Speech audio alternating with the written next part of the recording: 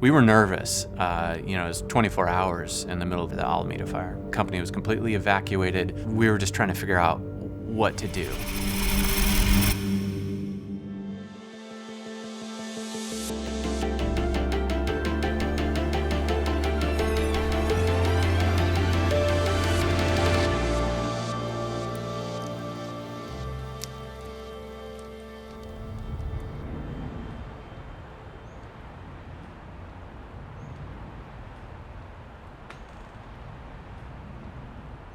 September 8th was a dark day. The Almeda fire hit the community, which was devastating.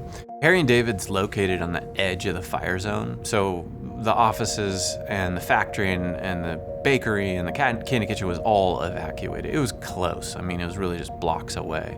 It was devastating and scary to go through with our community. The first time when we saw the glimpse of our house burn down, my sister said that was the first time we've ever seen our dad cry. Baby pictures and all the videos of our kids growing up, and they're irreplaceable. Nunca me imaginé enterarme que nuestras casas iban a quemar. There's nothing. The whole trailer park is gone. As we started to understand the ramifications, the very first thing that came to mind was to start a capital campaign or a campaign to raise funds. Our goal is to raise $1 million.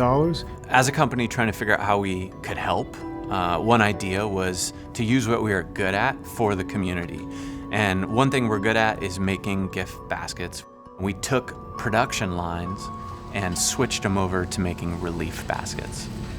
In each basket, they set it up just like we would be building a gift for our customers. So it was super well received. They went out around the community. They gave these baskets out. We knew that the baskets we were going to make would not give people back their homes, but if it would just comfort them, bring a smile to their face, then that's at least something we could do, and it's a start.